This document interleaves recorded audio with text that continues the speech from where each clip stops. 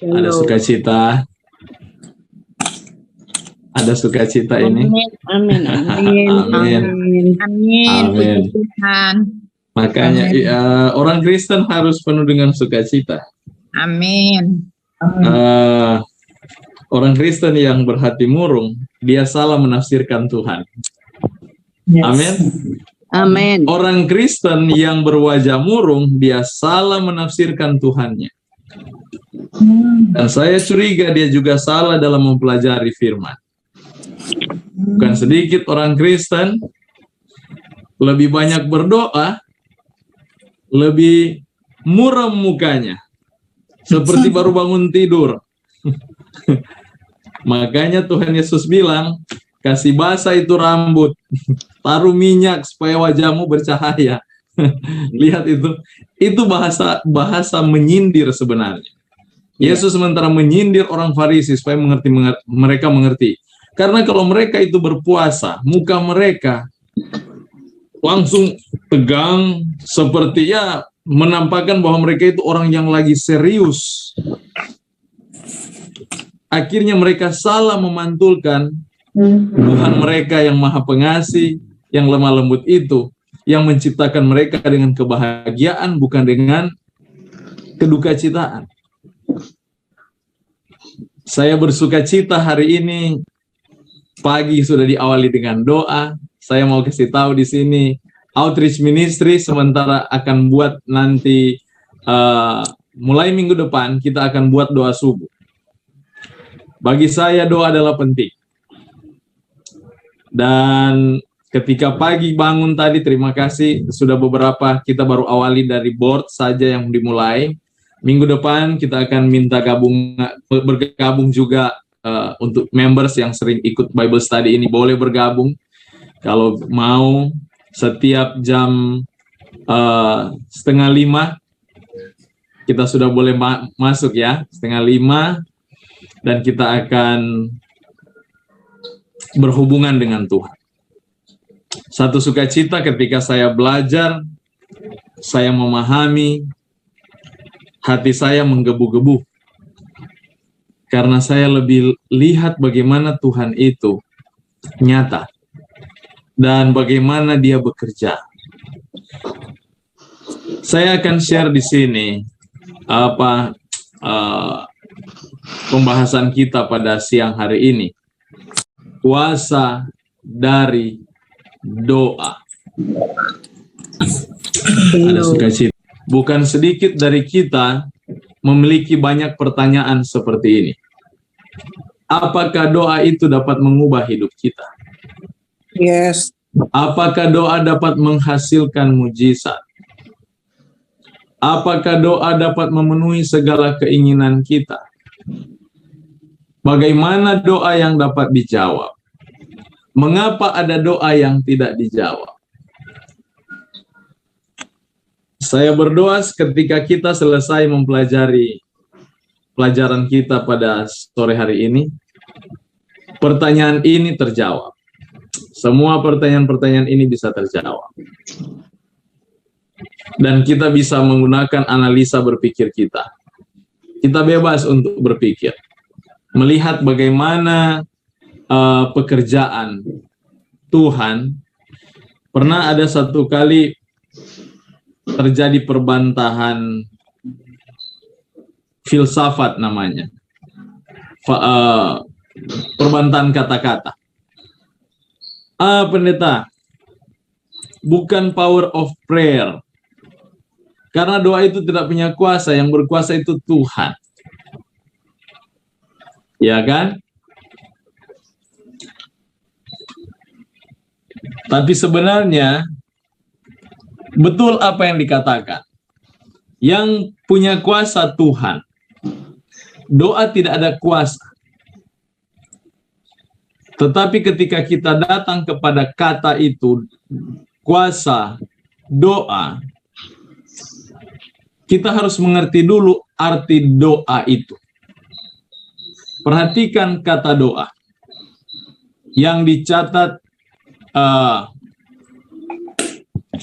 dalam Matius 21 ayat 22, dia bilang begini. apa saja yang kamu minta dalam doa dengan penuh kepercayaan, kamu akan menerimanya. Dalam bahasa Yunani, untuk kata dengan penuh kepercayaan yang diterjemahkan dalam bahasa Inggris believing, dia gunakan kata pisteuo. Pisteuo, dia punya akar kata itu pistis, yang diterjemahkan iman. Yang pistis ini sebenarnya adalah hubungan. Jadi saya langsung kasih bold saja di sini. Makna utama dari believing atau percaya ini adalah intellectual faith. Jadi dengan kata apa saja yang kamu minta dalam doa dengan penuh kepercayaan, artinya dengan pikiran intelektual kita, kita mengerti bahwa itu pasti terjawab. Jangan kita manipulasi doa itu dengan iman. Contoh begini, sudah tahu-tahu dia nafasnya tinggal tarik satu-satu. Saya mau tanya, kalau orang sudah begini, dia mau mati atau hidup? Mati. Pasti mati. Kenapa? Tapi bukan sedikit orang yang mengaku Kristen, dia berdoa untuk supaya dia hidup. Padahal nafasnya tinggal satu-satu. Ini yang disebut dengan dia memanipulasi iman itu dengan doa. Dan ini paling berbahaya. Makanya dia katakan, dengan penuh kepercayaan, itu bukan penuh percaya dalam kebodohan.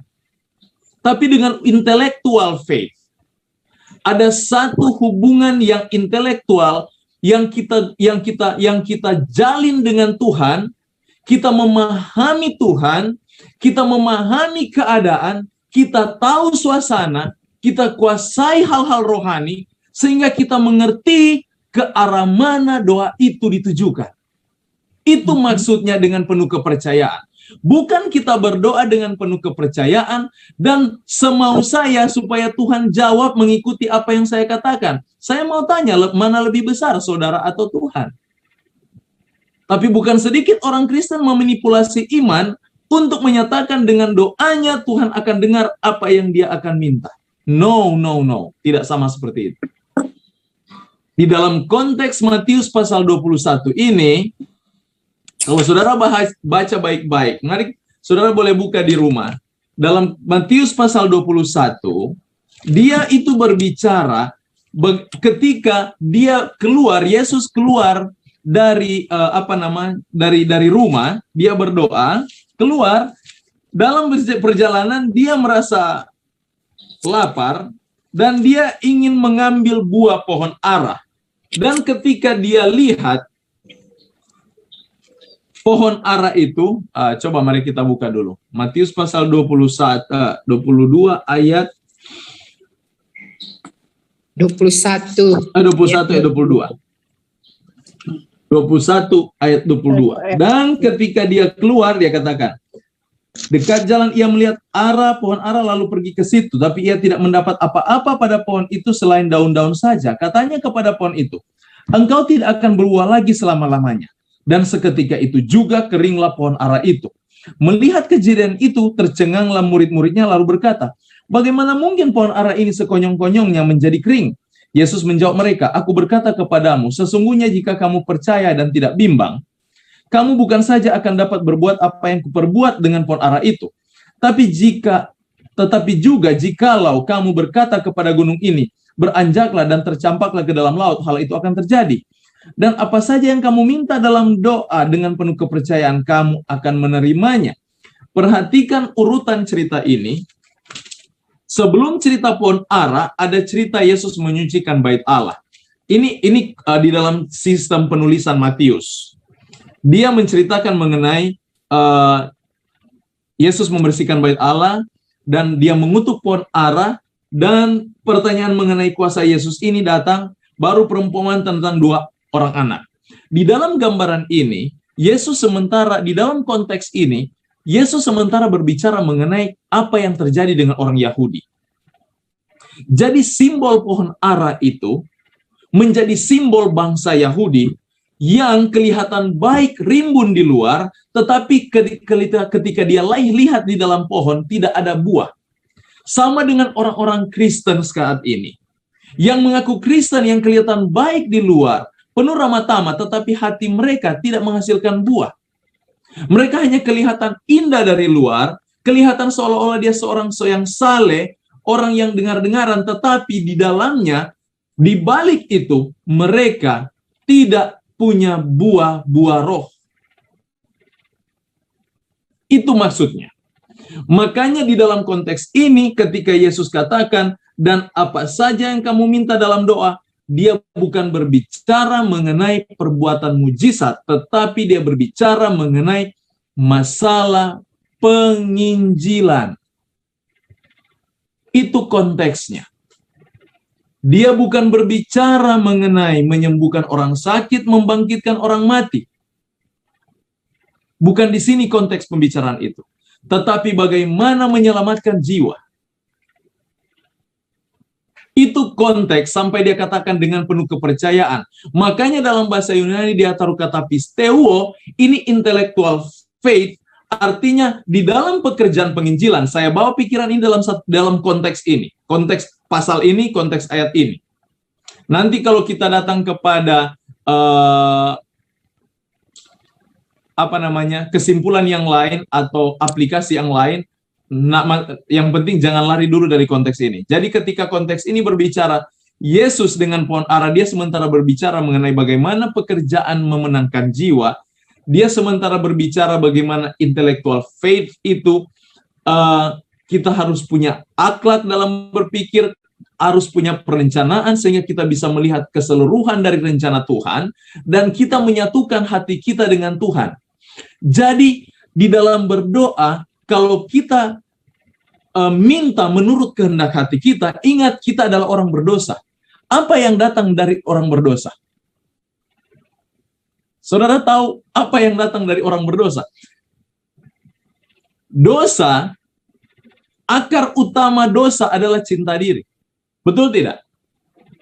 Jadi saudara bayangkan kalau orang cinta diri, doanya bagaimana?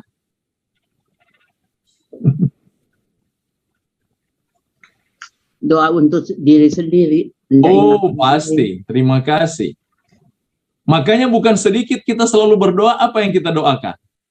Berkati saya, lindungi saya, sembuhkan saya, saya, keluarga saya, uang saya, pekerjaan saya, sekolah saya, dan saya. Saudara lihat, presentasi terbanyak, doa itu berdasarkan cinta diri. Tetapi berbeda dengan konteks ini.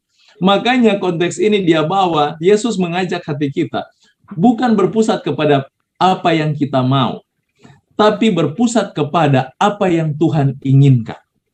Itu doa.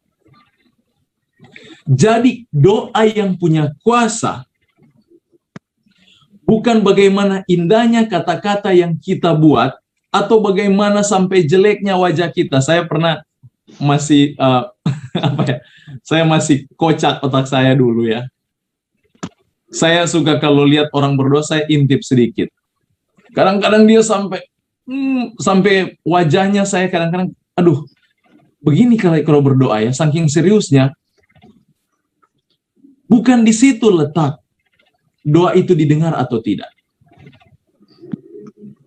Tetapi doa itu terletak dari bagaimana kita memahami Allah. Dari bagaimana kita memahami Allah. Saya suka kutip Adam Clark. Dia punya komentar sehubungan dengan ayat tadi. Dia bilang begini. In order to get salvation. Jadi konteks ayat tadi benar Adam Clark bilang. Ini Adam Clark salah satu salah satu komentator Alkitab ya. Kalau saudara punya aplikasi juga ada buku komentari. Jadi ada Bible komentari Adam Clark, ada Bible komentari Calvin, ada banyak sekali Bible komentari. Semuanya punya cara pandang yang bukan berbeda, tetapi dari sudut pandang yang berbeda. Tapi sebenarnya arahnya sama. Namun dari Adam Clark, saya senang untuk lihat dia punya komentar di sini, karena dia langsung fokus kepada ayat itu. Dia katakan, in order to get salvation, dalam mendapatkan keselamatan ini, there must be a conviction of the one of it. Harus punya keyakinan. This beggars prayer or warm desire. Bentuk-bentuk permohonan dan doa-doa seperti ini, ataupun keinginan-keinginan ini yang ada dalam hati, sehingga orang itu bertanya, meminta, dan menggunakan kata-kata mengekspresikan keinginan dan permintaan. Believe the words of promise. Saya tebalkan hurufnya. Mengapa? Karena di sini konteks ayat ini. Jadi Tuhan meminta kita, kalau kita berdoa, pertama, percaya kepada janji. Believes the words of promise. Banyak orang berdoa, tapi dia tidak pernah tahu janji Tuhan. Amin. Amin, amin. Banyak orang berdoa, tidak tahu janji Tuhan, tidak pernah baca Alkitab. Makanya sebagai pembelajar-pembelajar Alkitab di sini, saya percaya orang-orang tua saya, saudara-saudari, semua yang ada pada siang hari ini, semua pembelajar Alkitab. Saya cuma kasih tips saja. Kalau saudara baca Alkitab, lihat di sana kalau kata-katanya bentuk janji, garis bawahi itu dan tulis promise. Supaya ketika saudara berdoa, saudara ingat ada janjinya di buku apa, di kitab yang mana, pasal berapa. Saudara bisa claims itu sama Tuhan. Karena di situ kuasa. Tuhan berjanji. Sekarang kalau saya tidak pernah baca Alkitab, saya tidak pernah tahu janji itu. Dengan khotbah mungkin nggak pernah, mungkin kalau saya buta huruf ya, tidak pernah baca, tapi setidaknya saya mendengar. Kalau saya pernah tahu ada janji, itu lebih besar kuasanya daripada sesuatu yang tidak kita tahu. Yang akhirnya kita tidak tahu kemana arah doa itu. Dan doa yang paling didengar sesuai dengan konteks ini adalah doa untuk keselamatan jiwa. Itu yang paling didengar. Saudara berdoa hari ini untuk orang-orang yang sementara di dalam hemat pandangan saudara, mereka dalam keadaan berdosa. Apabila kita berdoa untuk keselamatan mereka, prosesnya langsung jalan. Ibarat saudara buat satu perjanjian proyek, begitu lepas ke pemerintah, saudara punya permohonan itu sudah paling atas itu. Langsung diproses, tidak lama-lama. Tuhan proses sedemikian rupa sampai orang yang kita doakan itu dapat diselamatkan. Saudara lihat pekerjaan Tuhan.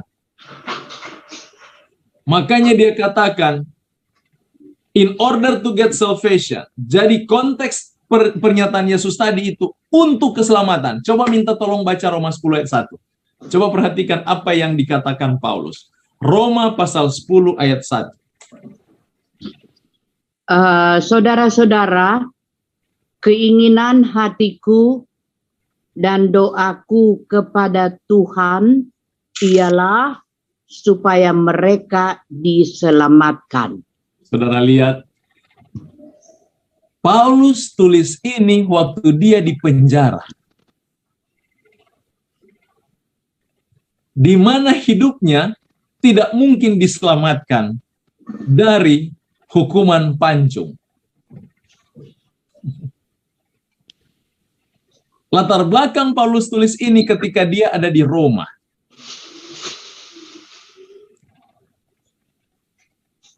Dan dia dalam keadaan sementara tidak ada pengharapan untuk terlepas dari hukuman oleh karena Kristus. Tetapi perhatikan suratnya ini. Yang dia doakan adalah keselamatan umat. Amin.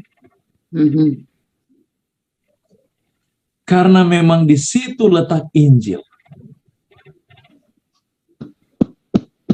Kita perlu mendoakan umat. Jangan terlalu sering saudara mendoakan kepentingan-kepentingan saudara. Mengapa? Yesus sudah katakan, sedangkan burung yang tidak bekerja diberi makan. Satu rambut dari kepalamu jatuh diketahui oleh Allah.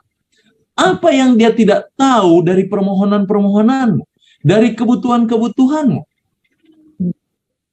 Tapi adakah hatimu merasakan cinta kepada saudara-saudaramu? Ini yang Tuhan tunggu. Dia tahu kebutuhan kita.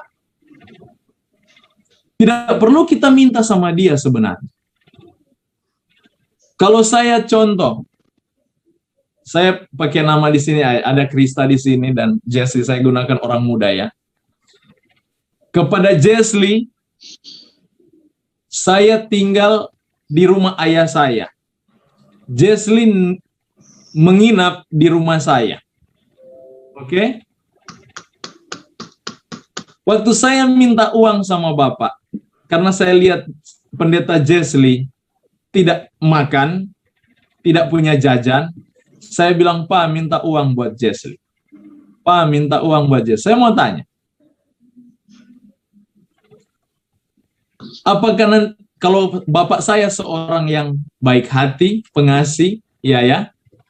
Saya mau tanya, waktu saya minta uang buat pendeta Jesli, apakah saya akan diberikan uang juga atau tidak? Coba kita analisa, ya. Diberikan. Otomatis Diberikan. Betul tidak? Demikian Bapa kita di sorga. Kalau kita minta untuk orang lain, tidak mungkin kita tidak diberikan. Tanpa diminta, dia mau kasih itu. Tapi coba bayangkan kalau saya minta uang selalu pada Papa, hanya buat saya. Pasti banyak komennya, betul tidak? Mau buat apa anakku? James, buat apa tuh doi itu uang itu? Pasti banyak pertanyaan, betul tidak? Dan itu 50-50, bisa dikasih, bisa tidak.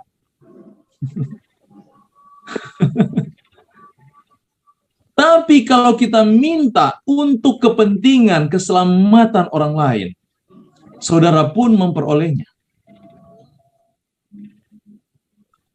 Karena Allah tidak suka dengan roh yang cinta diri. Itu bukan roh sorga.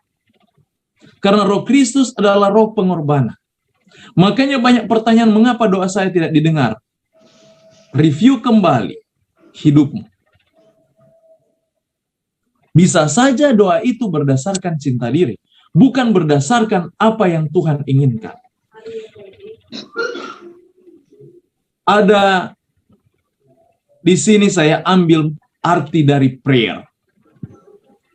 Dalam dictionary, Cambridge Dictionary dan Collins Dictionary. Dia bilang begini kalau di Cambridge Dictionary. The act or ceremony of speaking to God or a God. Tindakan atau satu upacara berbicara kepada Tuhan. Itu arti doa. Saya lebih senang Collins. Collins dia lebih langsung tajam, dia bilang. Prayer is the activity of speaking to God. Doa adalah aktivitas berbicara kepada Tuhan. Saya mau tanya, yang sering saudara lakukan di rumah berbicara kepada Tuhan atau meminta kepada Tuhan? Meminta biasanya. Minta biasanya. Minta biasanya. Sekarang saya mau tanya, saudara sementara berdoa atau jadi begar? Jadi peminta-minta di hadap.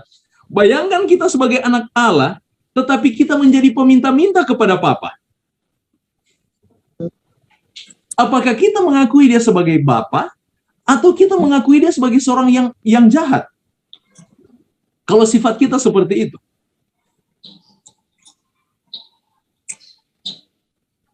Saudara lihat bagaimana kalau saya seorang ayah dan anak saya kerjanya hanya minta saja.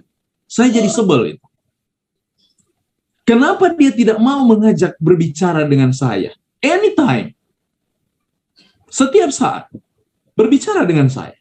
Kalau dia selalu berbicara dengan saya akan menilai kapan dia akan ada susah, kapan. Tanpa dia bicara, saya akan kenal karakternya. Karena dia sering berbicara dengan saya, walaupun dia tidak pernah meminta apa-apa sama saya, tapi saya akan mengenal karakter dia. Hanya dengan apa? Hubungan antara ayah dan anak. Demikian hubungan kita dengan Tuhan. Kalau kita selalu minta, sejak kapan Tuhan akan mengenal engkau? Memang dia Allah akan mengetahui segala sesuatu, tetapi ingat, Allah itu sifatnya demokrasi. Dia menciptakan kita dengan hak pilih, dan dia men-treat kita atau memperlakukan kita sebagaimana kita ada, dan dia sangat menghargai kita. Kalau kita menolak dia, dia hargai penolakan itu. Kita mencintai dia, dia menghargai cinta itu. Makanya doa itu ada paling tepat kalau kita sering bercakap-cakap dengan dia. Doa bukan tempat di mana kita meminta. Makanya banyak orang Kristen mengaku Kristen, tetapi dia jadikan Tuhan itu bukan sebagai seorang yang memiliki hubungan spesial dengan dia, tetapi dia jadikan Tuhan itu hanya tempat singgah saja. Kalau penting saya datang dan minta. Kalau penting saya. Demikian cara berpikir orang kafir. Orang kafir berpikir kepada dewa-dewa mereka hanya tempat meminta. Patung-patung yang mereka bentuk hanya untuk tempat meminta, memuaskan apa yang mereka inginkan. Tetapi tidak demikian ajaran firman Tuhan. Allah tidak pernah memperlakukan kita demikian. Saudara, Tuhan sangat mencintai saudara dan saya. Dia sangat mencintai kita. Dia ingin kita datang dan bercakap-cakap dengan dia. Utarakan hati kita kepadanya. Walaupun kita tidak meminta sesuatu, tetapi setidaknya kita minta supaya ada orang lain dapat diselamatkan. Dan Tuhan sangat mencintai anak-anak ini. Dan dia akan katakan, inilah anak yang kukasihi. Kepadanya aku berkenan. Karena demikian hati Yesus, dia tidak pernah meminta untuk dirinya sendiri. Dia lahir dari kandang binatang, dibesarkan dengan kemiskinan, dibesarkan dengan hinaan. Tetapi dia tidak pernah mencari kemegahan untuk dirinya sendiri. Disalibkan pun dia penuh dengan kehinaan, diludahi dan dipukul dengan cambuk. Dikuburkan dengan kuburan orang lain. Tapi dia tidak pernah meminta untuk dirinya sendiri. Di dalam penderitaan sementara tergantung di salib, dia katakan, Bapa ampuni mereka. Mereka tidak tahu apa yang mereka lakukan. Hati seorang anak manusia yang tidak berdosa menjadi contoh bagi kita umatnya yang dipanggil untuk masuk di dalam persekutuan ini. Dia ajak di sini kuasa doa. Kuasa doa bukan bergantung dari mujizat, tetapi kuasa itu bergantung dari bagaimana kita berhubungan dengan dia, kita mengenal dia, dan semakin kita mencintai dia. Di situ kuasa doa. Sehingga walaupun kita dalam keadaan sakit, kita tidak lagi mempedulikan sakit itu, tapi kita lebih mempedulikan, Yesus ada dengan saya. Hari ini pun saya mati. Saya pastikan hadirat Tuhan ada dengan saya. Itu kuasa doa. Bukan mengharapkan kita harus disembuhkan atau harus dibangkitkan atau dipulihkan. No, Tuhan tahu apa yang dia rencanakan. Jangan kita atur dia. Saudara lihat, dari definisi saja kita sudah perhatikan bahwa doa itu bukan bergantung dari permintaan-permintaan, bergantung dari mujizat, bergantung dari, tetapi bergantung dari hubungan. Prayer is the activity of speaking to God. Satu aktivitas berbicara dengan Tuhan. Saya mau tanya, berapa kali saudara berbicara dengan saudara-saudara seiman? Berapa kali saudara berbicara dengan orang-orang di sekitar? Saya kembali bertanya, Mana lebih banyak saudara lakukan? Berbicara kepada Tuhan atau berbicara kepada manusia?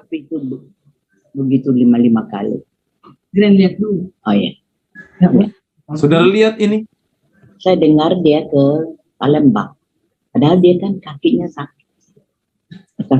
Suspet, tolong di mute, suspet. Sudah. Jadi, hubungan kita dengan Tuhan, aktivitas berbicara dengan Dia, yang menjadi utama di dalam doa itu. Jadi kalau bicara dengan Tuhan, beda ya kalau meminta kepada Tuhan. Beda speaking and asking. Kalau asking kita datang ketika perlu. Tapi kalau speaking, anytime. Amin. Mungkin pernah kita alami, kita duduk di rumah tetangga dan tidak terasa, sudah seharian saya sudah lupa masak buat anak-anak. Iya kan? Mungkin demikian, ada yang begitu, mungkin ya. Banyak orang seperti demikian. Tapi pernahkah kita berbicara dengan Tuhan sampai kita lupa waktu? Pernah kita lakukan itu? Berbicara dengan Tuhan sampai lupa waktu. Tuhan sebenarnya tidak mau juga kalau berbicara dengan Dia sampai lupa waktu. Tetapi setidaknya dalam kehidupan kita, kita harus atur waktu di mana kita dapat berbicara dengan Tuhan dengan puas. Makanya doa subuh itu sangat penting. Doa itu adalah, jadi doa itu ada berbentuk pujian, percakapan, dan juga permintaan, permohonan ya. Tetapi yang harus lebih banyak untuk doa-doa pribadi adalah doa percakapan. Speaking. Supaya ketika datang di doa umum biasanya bersifat minta, permohonan kan? Atau menjadi doa perantaraan. Sifatnya, itu kalau di doa umum. Di sana kita mengutarakan niat umat secara umum. Di sana kita utarakan dosa-dosa umat secara umum. Makanya kalau ada di doa umum, saudara, jangan ungkapkan dosa-dosa pribadi. Simpan itu. Jangan saudara mempermalukan diri saudara di hadapan umum. Mungkin betul di situ orang rohani, tapi ingat di antara rohani, di antara ganum ada lalang. Waktu dia dengar saudara, di doa saudara bilang, ampuni saya Tuhan. Satu kali ada teman saya, sedikit ya, dia curhat, bukan curhat, tapi dia cerita. Ada seorang yang berdoa dengan mereka, dan di depan jemaat. Waktu itu, pasangannya sudah mau sekarat, sudah mau meninggal, dan dia berdoa, dia katakan, aduh ampuni saya pernah melirik perempuan lain. Jemaat dengar, langsung akhirnya jadi cerita. Nah, dia bongkar aibnya.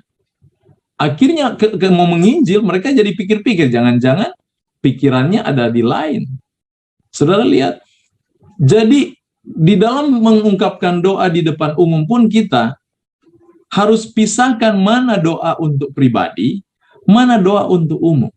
Jangan kita bawa doa umum ke pribadi atau doa pribadi untuk umum. Kalau doa umum ke pribadi no problem lah. Kita bisa doakan untuk orang banyak. Tapi kalau doa pribadi ke umum, kita membuka aib kita yang salah. Oke, lanjut. Saya juga ambil satu komentar dari Ellen Gold Harmon dalam bukunya Step to Christ halaman 93 paragraf kedua. Saya senang tulis komentarnya ini. Dia bilang begini. Prayer is the opening of the heart to God as to a friend. Doa itu adalah membuka hati kepada Tuhan sebagaimana kepada teman. Jadi lihat, jangan kita berdoa, ini bicara kuasa ya, karena kita pingin supaya ada kuasa dan akhirnya kita mulai merangkai kata-kata pujangga. Jangan berpujangga dengan Tuhan. Tuhan tidak membutuhkan pujanggamu. Dia membutuhkan hatimu yang jujur. Itu Tuhan. Dia tidak membutuhkan kata-kata yang indah. Makanya saya juga sering kalau kita ngobrol ya dengan teman-teman, dan kalau kita sering bahas mengenai doa, ada yang sering saya dapati, kita dapati, ketika berdoa, dia sudah sakit. Dan ini saya dapat di 1000 Missionary. Dia rasa dia menderita, tapi dia bilang, Tuhan, saya berbahagia. Karena menjaga perasaan Tuhan. Dia jadi pembohong itu. Tuhan tidak mau seperti itu. Lihat Musa, lihat Yunus, lihat Ayub, belajar dari mereka. Mereka mengungkapkan isi hati mereka. Malah Yunus sampai marah-marah. Nah, kan Tuhan, saya sudah bilang, saya sudah tahu Tuhan itu Maha Pengampun. Tidak mungkin Tuhan mau binasakan mereka. Ngapain juga saya datang sini? Sudah betul kok saya ke Tarsis. Saudara lihat, dia sampai marah-marah, tapi Tuhan memahami hati Yunus. Yunus terbuka hati kepada Tuhan. Tuhan mengerti itu. Tapi jangan sampai kita marah-marah dan sampai kita tidak menghormati Tuhan. Ingat Musa saking marahnya, dia tidak hormat Tuhan di hadapan umat, dia pukul batu itu yang Tuhan bilang tunjuk saja, tapi dia pukul. Dan Tuhan katakan, kamu tidak menghormati saya di hadapan umat. Saya mau katakan ini. Jangan pernah nama Tuhan dipermalukan di hadapan orang banyak. Kalau kita tidak senang dengan Tuhan, ungkapkan itu di balik pintu. Tutup pintu kamarmu, ungkapkan itu sama Tuhan.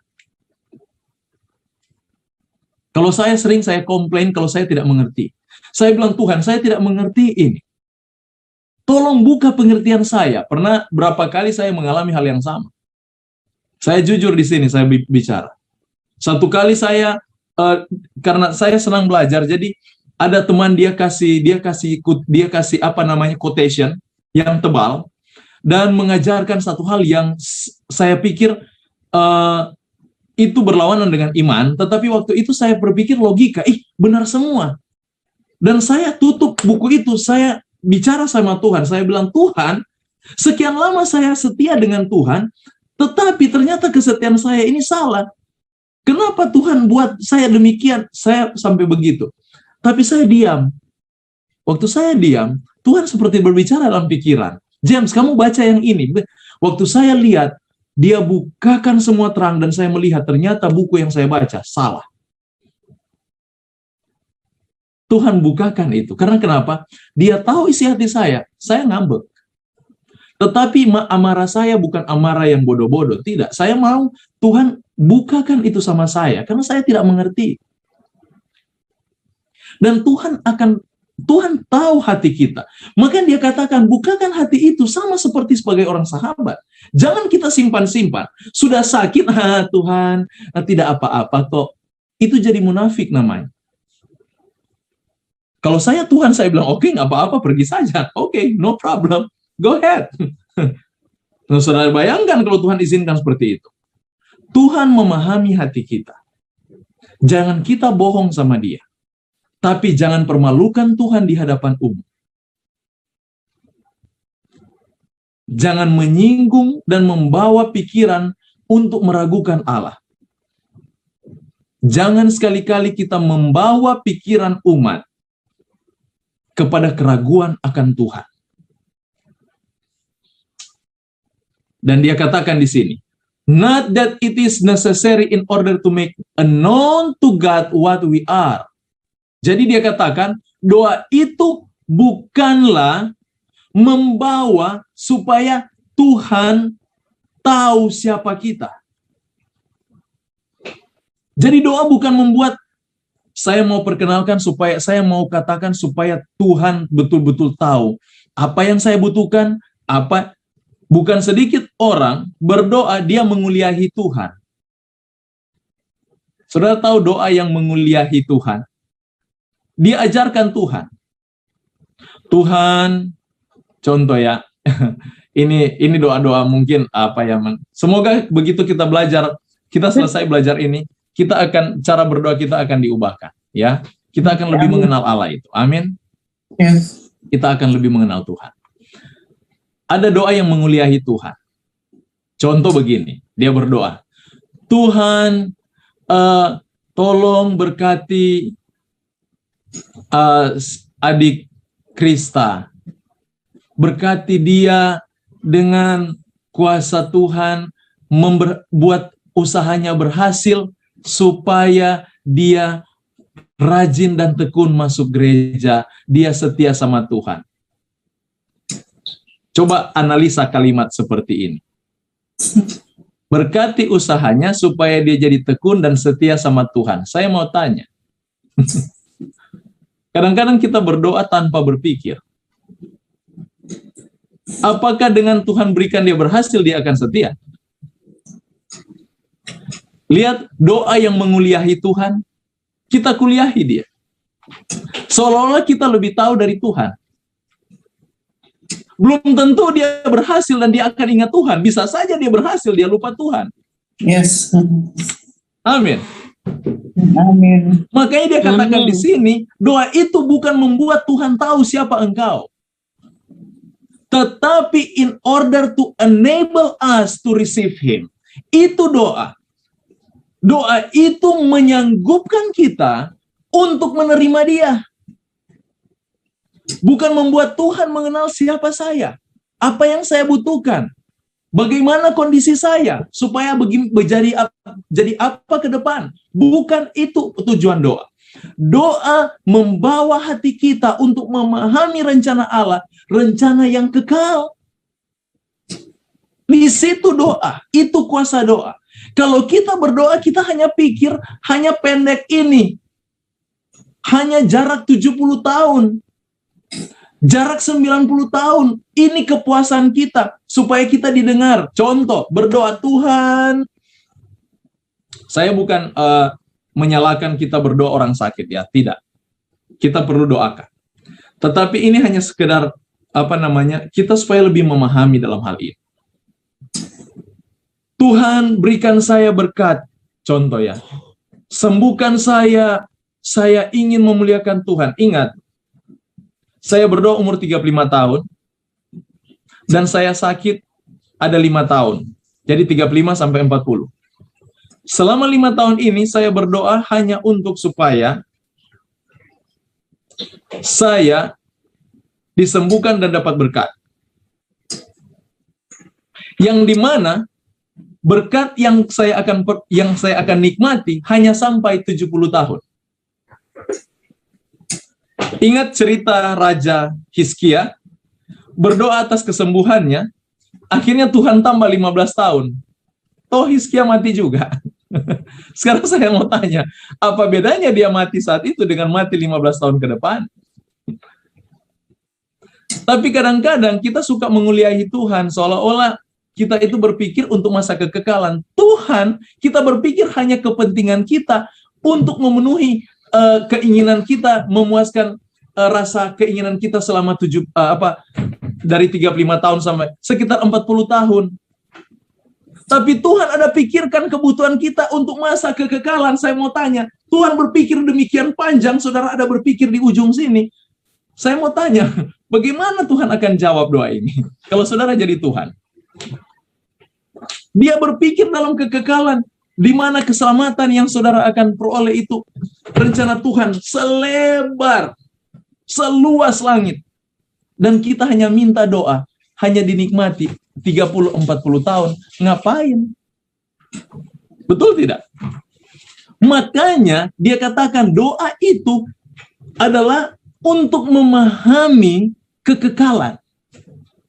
Bukan memahami apa yang kita pikirkan, yang hanya sifatnya sementara. Semua doa manusia sifatnya sementara. Tapi Allah memiliki pemikiran kekekalan. Tidak akan ketemu cita-cita bebek dengan cita-cita manusia. Amin. Bagaimana akan ketemu cita-cita manusia yang kecil dengan cita-cita kekal? Makanya kita harus belajar memahami Tuhan, belajar bergantung kepada kehendak-Nya. Makanya dia sambung, dia katakan, prayer not bring God down to us, but brings us up to Him. Doa bukan membawa Tuhan turun kepadamu, tetapi doa itu membawa engkau naik kepadanya. Kalau kita ingin memperoleh kuasa doa, di mana kita memiliki hubungan yang lebih intim dengan Kristus, dengan Tuhan. Cara berdoa yang benar ditulis dalam Matius 6 ayat 7, membuka hati kepada Tuhan. Itu yang saya sudah terangkan tadi. Nyatakan kebutuhan hari itu, Matius 6 ayat 11 dan 34. Coba mari kita baca dulu. Membuka hati kepada Tuhan, Matius 6 ayat 7. Ada yang bisa baca? Tolong bacakan. Matius 6 ayat 7. Ini doa Bapa kami. Sebelum doa Bapa kami, apa dia katakan di sana? Tolong bacakan.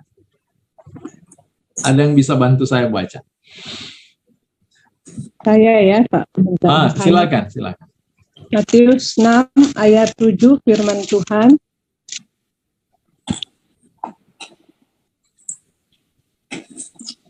Lagi pula dalam doamu itu, janganlah kamu bertele-tele seperti kebiasaan orang yang tidak mengenal Allah. Mereka menyangka bahwa karena banyaknya kata-kata doanya akan dikabulkan. Lihat. Demikianlah firman Tuhan. Amin, puji Tuhan, terima kasih. Jadi, minta maaf, tadi siapa yang ada baca? Saya tidak bisa lihat. Bu Hani saya. Oh, Ibu Hani, terima kasih, Ibu Hani. Ya. Jadi, dengan kata lain, Tuhan ajarkan sendiri. Kalau kita berdoa, bukan bertele-tele, to the point dan buka hati. Tuhan, tapi ini ingat, saya katakan lagi, konteks ini di dalam konteks doa pribadi. Jangan kita marah-marah Tuhan di depan umum. Itu mempermalukan Tuhan. Saya bukan ajak saudara supaya marah-marah Tuhan, bukan. Tapi setidaknya kita jujur dan terbuka kepadanya. Minta supaya kita bisa memahami Dia.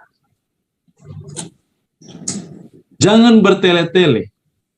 Jangan sudah doa pribadi, tapi dia di dalam kamar, dia berdoa sendiri, tetapi dia doanya seperti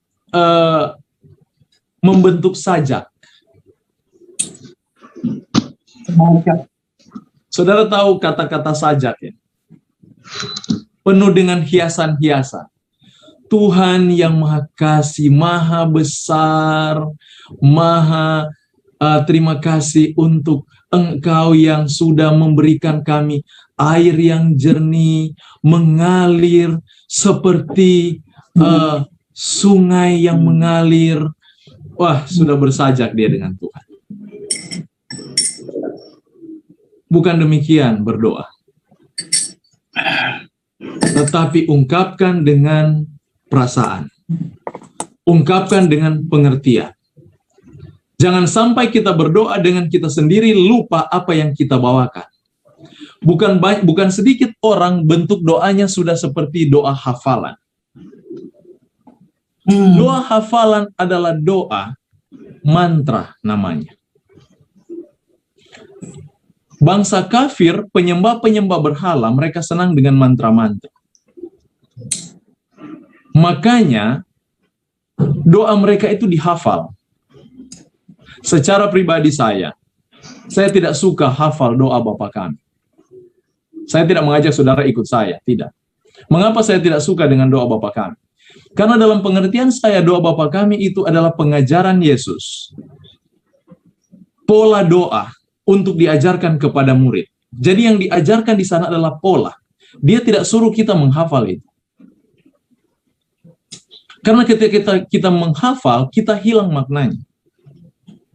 Sama dengan kalau kita berdoa, bukan doa Bapa kami, tapi mungkin kita berdoa dengan doa-doa yang lain.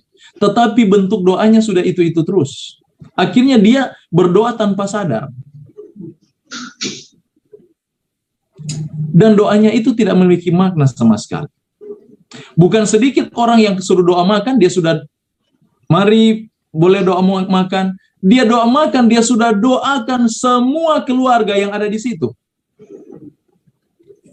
Padahal hanya bilang, Tuhan berkati makanan ini, biarlah kami terima itu ucapan syukur, berkati. Tapi dia berdoa dari anaknya, sekolahnya, pekerjaan orang tuanya, padahal hanya doa makan yang dimintakan. Dia doakan pekerjaan orang tua, sekolah anaknya, keuangan mereka, apalagi oma opa yang sakit di rumah mungkin, tapi di doa makan tidak matching itu. Saudara lihat, karena kenapa? Mindsetnya sudah jalan duluan, yang dimana dia sudah setting bentuk doanya seperti itu, yang akhirnya dia berkata-kata tanpa dia sadari. Makanya kalau membuka hati kepada Tuhan, kita betul-betul fokus dan kita tahu poin-poin doa itu ada di mana. Kalau doa buka, mari saya minta Saudara Jesli boleh tolong doa buka untuk ibadah ini. Jangan doakan, kalau doa buka ya kita doakan bagaimana supaya Tuhan terima pelajaran kita. Contoh ya, jangan kita mau doakan pekerjaan orang-orang. Saudara lihat, tidak masuk konteks ini. Jadi kita juga harus belajar untuk melihat konteks doa. Di mana? Karena kita mau belajar buka hati kepada Tuhan. Jadi kalau kita buka hati kepada Tuhan, terarah apa yang akan kita sampaikan. Jangan sampai doa itu kita sendiri tidak mengerti apa yang kita katakan. Di mana polanya, di mana arah pembicaraannya. Kan doa itu berbicara dengan Tuhan. Sekarang enak nggak kita berbicara dengan Tuhan dan pembicaraan itu amburadul? Kemana dia jalannya? Apa yang dia maksudkan? Tidak ada arah. Saudara saja kalau dengar pembahasan tidak ada arah, saudara sebel. Betul tidak? Bukan menempatkan Tuhan di dalam posisi kita, tetapi kita, orang-orang Kristen, harus lebih memahami Tuhan kita. Bagaimana kita berdoa. Di situ kuasa doa. Mengapa banyak doa tidak dijawab? Karena mereka berdoa sendiri, mereka tidak tahu ke arah doa mereka ada kemana. Matius 6 ayat 11-34, nyatakan kebutuhan hari itu. Nyatakan, bukan hanya membuka hati, tetapi apa yang saya butuhkan? Tuhan, saya butuh ini. Tuhan boleh nggak kasih? Tapi itu bicara secara pribadi. Bukakan bahwa dia itu orang tua kita. Ingat, jadikan Allah. Doa sebenarnya, kita sementara menjadikan Allah itu adalah Allah yang hidup, bukan Allah mati. Kita sementara membangun hubungan yang hidup dengan Tuhan kita yang tidak pernah kita lihat. Amin. Kita sementara membangun hubungan yang hidup dengan oknum yang tidak dan belum kita lihat.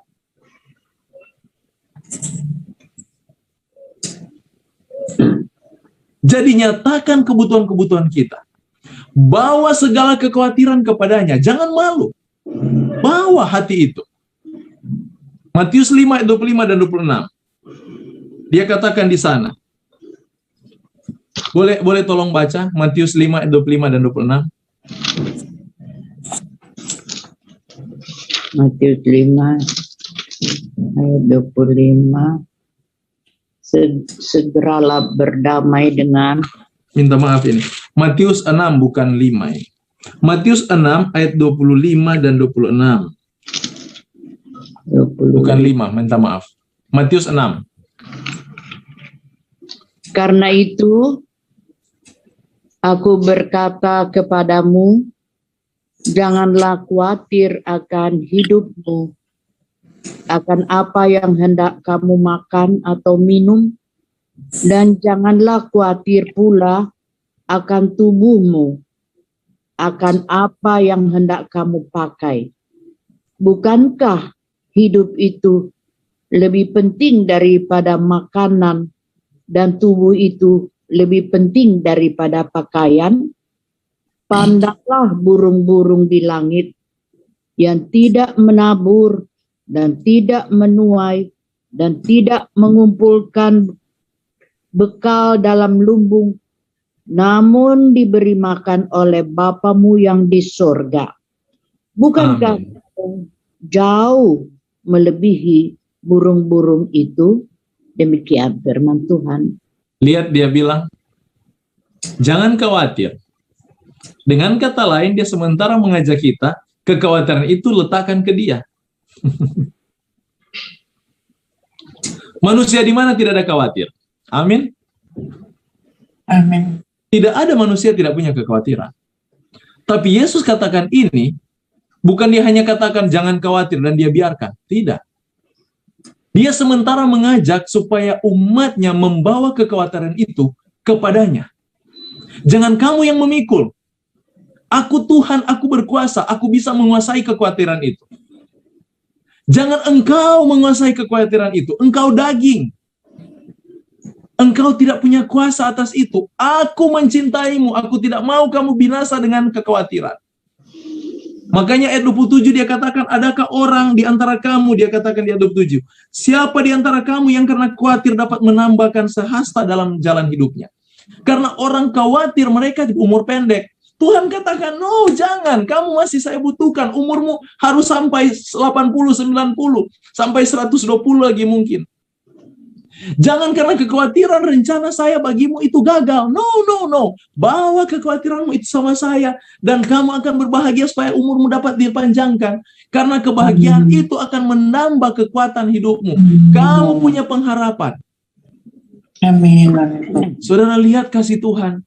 Dia tidak mau melihat anak-anaknya menderita. Dia tidak mau melihat kita khawatir. Makanya di dalam doa ini kita harus tahu membawa, letakkan hati kita kepadanya. Bawa sepenuhnya, bukakan hati dan katakan, Tuhan, I give up. Amin. Saya menyerah. Yes, Tuhan. Saudara lihat, Tuhan menantikan umat seperti ini, tetapi banyak orang mencoba mencari jalannya sendiri. Seolah-olah dia bisa mendahului Tuhan. Ampun, Tuhan. Tetapi dengan hal yang sama dia mengakui dia sebagai seorang percaya Tuhan. Begitu dia gagal, dia mulai mempersalahkan Tuhan. Iya. Bukan sedikit orang Kristen mengaku Kristen, tapi sering kegagalan-kegagalan di dalam hidupnya, dia mulai pertanyakan, Tuhan, apakah kamu sudah tidak dekat dengan saya? Iya. Kesalahannya sendiri. Dia tidak pernah tahu rencana Tuhan, dia tidak pernah memahami. Karena dengan baca firman tidak tahu. Lebih banyak di Facebook, lebih banyak nonton film, begitu berdoa hanya untuk kepentingannya, begitu gagal Tuhan tidak jawab, Tuhan, kamu masih dengan saya atau tidak? Iya. Tapi saudara, bayangkan Tuhan itu sabar melihat umat seperti ini. Saya berpikir kadang-kadang kalau saya meditasi, saya pikir Tuhan, kalau saya di pihak kamu, saya emosian. Memang tidak. Akhirnya saya berpikir secara pribadi, how great you are. Amin. Great Haleluya. is my God. Itu Yesus. Itu Yesus. Dan yang terakhir cara berdoa ini, ada satu kepastian mengenai pemberian Tuhan. Perhatikan bahasanya. Ada satu kepastian mengenai pemberian Tuhan yang mana doa mereka akan benar. Jadi dengan kata lain, kita harus tahu ketika kita membawakan doa itu bukan karena datang dari pikiran kita, tapi doa itu dihasilkan oleh Roh Kudus. Amin. Roh Kudus mendorong kita untuk mengungkapkan isi doa itu. Yes. Saudara lihat, supaya matching atau terkoneksi, terhubung dengan apa yang Tuhan rencanakan dalam hidup kita. Baca Roma 8, 26 dan 27. Tolong baca ayat ini. Roma pasal 8 ayat 26 dan 27. Yes. Roma pasal 8 ayat 26 dan 27. Ada yang bisa baca, tolong baca.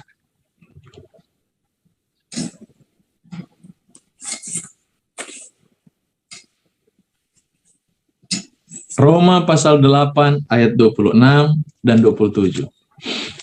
Boleh tolong bacakan.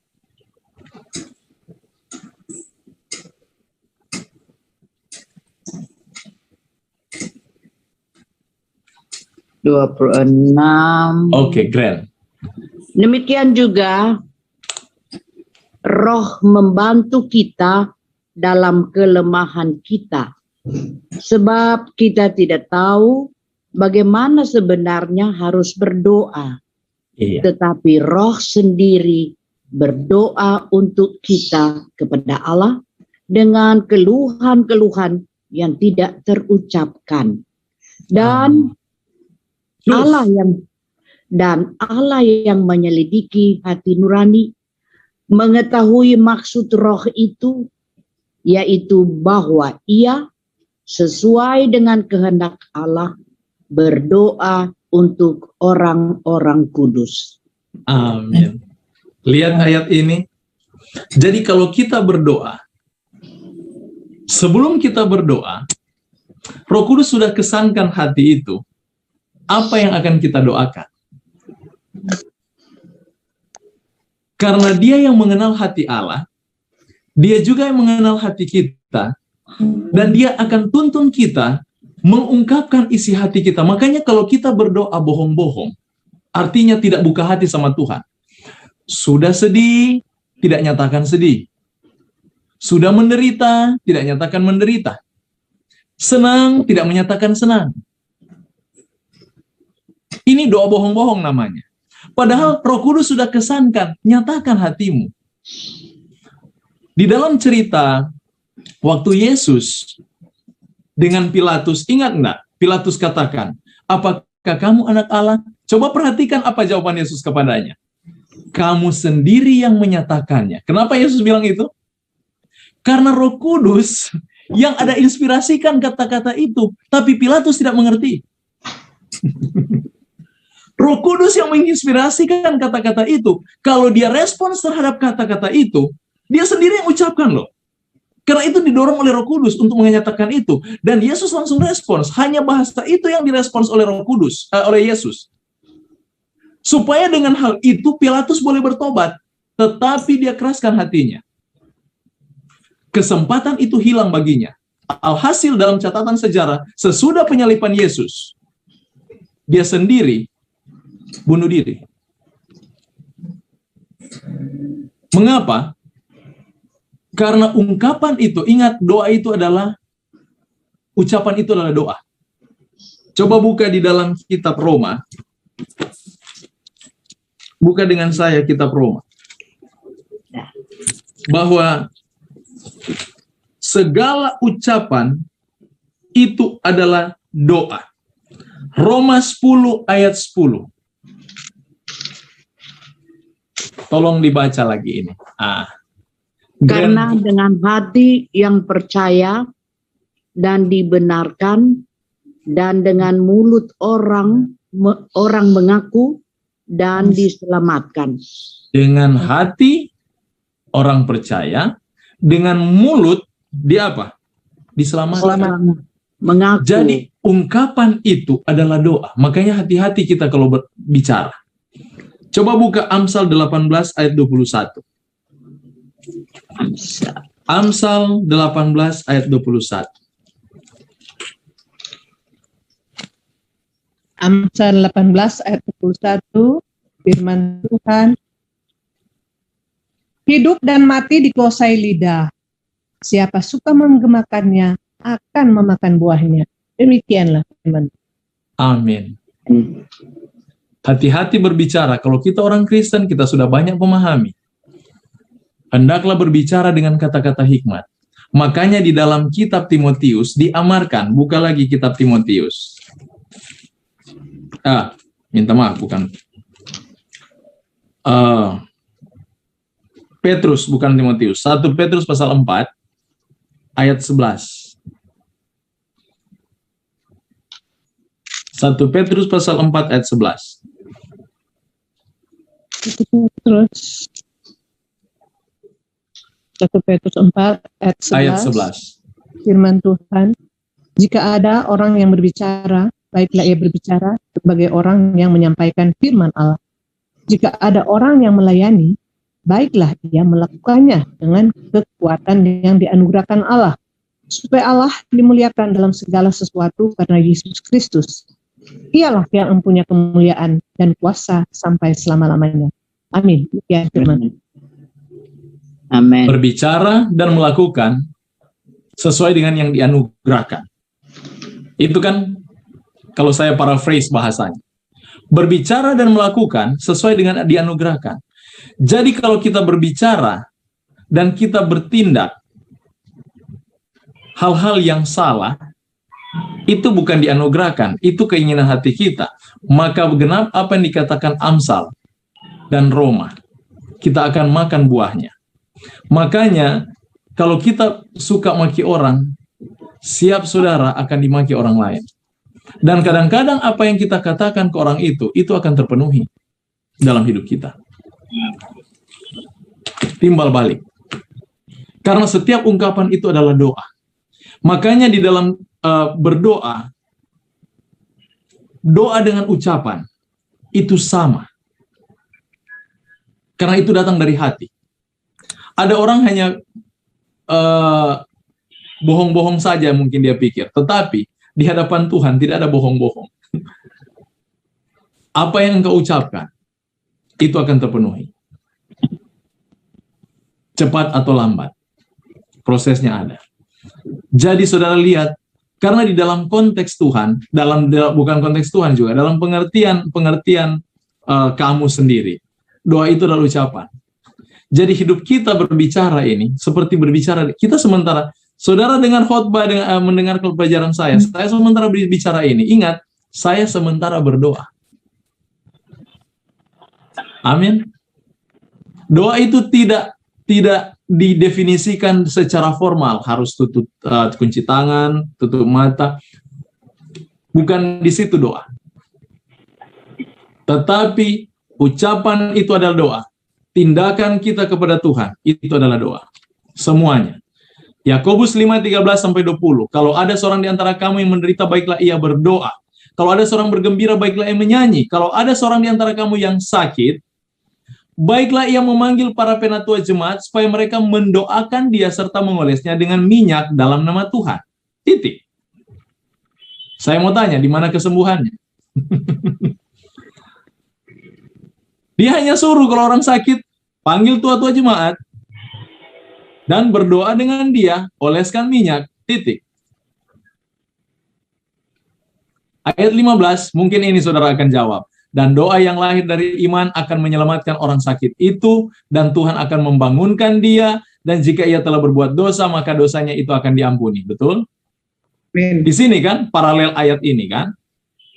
Di sini, oles minyak, berdoa oles minyak, titik. Dan doa yang lahir dari iman. Perhatikan bahasanya di sini. Doa yang lahir dari iman. Saya mau tanya, iman yang mana yang ditekankan ini?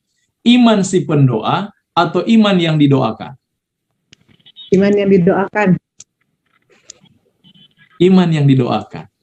Ya. Karena sama dengan perempuan ya, waktu dia ingin menjamah jubah Yesus, Yesus katakan, imanmu menyelamatkan. Orang yang sakit yang turun dari gantang itu, ketika Yesus sembuhkan dia kan imanmu menyelamatkan. Jadi bukan iman Yesus selamatkan orang itu, betul?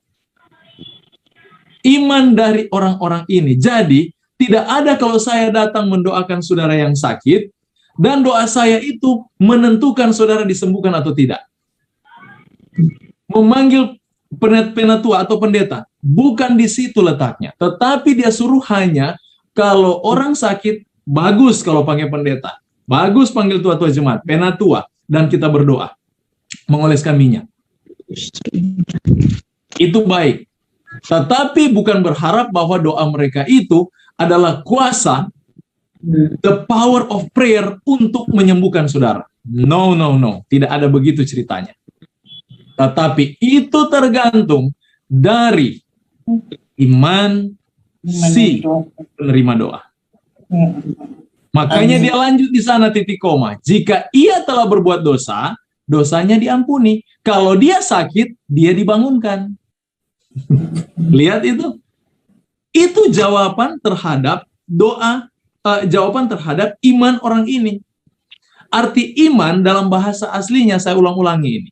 Pistis artinya hubungan. Jadi sebenarnya kalau kita berdoa dengan Tuhan, ciptakan hubungan. Jangan berharap kita disembuhkan. Jangan berharap bahwa orang mati itu harus dibangkitkan. Jangan berharap bahwa semua apa yang kita inginkan itu harus dijawab. Bukan itu konteks doa. Doa adalah memperbaiki hubungan kita dengan Tuhan. Yang mungkin selama ini saudara di dalam keadaan yang makmur, saudara itu lupa Tuhan. Tetapi saat ini kita diajak untuk berhubungan lebih erat dengan Tuhan. Amin. Amin. Di sini letaknya. Makanya dia lanjutkan, karena itu hendak kamu saling mengaku dosamu, saling mendoakan, supaya kamu sembuh. Doa orang benar bila dengan yakin didoakan sangat besar kuasanya. Pendeta, kenapa doa tidak dijawab? Karena kita berdoa fokusnya kepada kesembuhan, bukan fokus kepada hubungan. Kalau kita berdoa berfokus kepada hubungan intim dengan Tuhan, segala di mana ada hadirat Allah, bayangkan saudara, hadirat Allah turun di Yeriko, hancur kotanya. Hadirat Allah turun di Gunung Sinai, rata gunungnya. Hadirat Allah kalau sampai turun di hatimu, tidak ada satu sel itu tidak dapat disembuhkan. Hancur semua penyakit, karena Tuhan tidak suka kenajisan. Tuhan tidak suka penyakit. Amin. Dia akan sembuhkan itu. Tapi kalau Tuhan tidak menyembuhkan, berarti dia bukan ingin saudara sembuh, dia ingin saudara lebih dekat dengan dia. Amin. Mengapa kita selalu berdoa kita inginkan apa yang kita inginkan? Inginkan apa yang Tuhan inginkan. Iwan. Inginkan apa yang Tuhan inginkan. Elia adalah manusia biasa sama seperti kita, dan ia telah bersungguh-sungguh berdoa. Coba perhatikan 1 Raja-Raja 17 ayat 1, Raja-Raja 18 ayat 36 dan 37. Kata sungguh-sungguh berdoa, Elia bukan berdoa, Tuhan, saya sungguh-sungguh nih percaya sama Tuhan. Bukan begitu. Orang Manado bilang so mengentek. Arti mengentek maksudnya sudah dengan sepenuh hati, sepenuh jiwa. Tidak, baca baik-baik ceritanya. Elia hanya katakan kepada siapa namanya? Raja Yoab. Dia katakan, tolong mari kita buka dulu supaya saya tidak spekulasi di sini. Supaya saudara lihat pernyataan Elia ini sangat baik untuk kita pelajari. Di dalam 1 Raja-Raja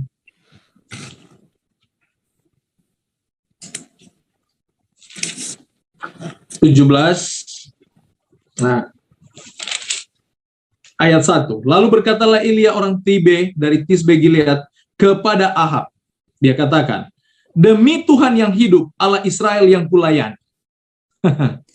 Dia mengagungkan Tuhan.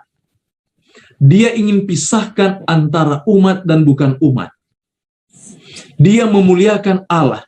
Di sini kuasa doa itu. Ketika dia menjalin hubungan dengan Tuhan begitu erat. Allah Israel yang kulayani, sesungguhnya tidak akan ada embun atau hujan pada tahun-tahun ini, kecuali kalau kukatakan. Dan dia tinggalkan Ahab. Tetapi dalam pernyataan Yakobus, dia berdoa sungguh-sungguh. Saya mau tanya, sungguh-sungguh bagaimana dia bicarain? Apakah dia sungguh-sungguh sampai bakuat, sampai boleh batria? Apa begitu sungguh-sungguhnya? Tidak. Perhatikan di pasal 18 ayat 36. Kemudian pada waktu mempersembahkan korban petang, tampilan Nabi Elia dan berkata, ya Tuhan Allah Abraham, Ishak dan Israel, pada hari ini biarlah diketahui orang bahwa engkaulah Allah di tengah-tengah Israel. Konsep dalam bahasa Yakobus bersungguh-sungguh. Di dalam konteks Elia, dia bukan bersungguh-sungguh sampai dia merinding atau kesurupan atau apa. Tidak. Tetapi kesungguh-sungguhannya ini dia ingin menyatakan bahwa ada Allah yang benar, ada Allah yang salah. Kalau engkau pengikut Allah yang benar, pisahkan dirimu. Dia nyatakan itu karena dia ingin mengagungkan Tuhan.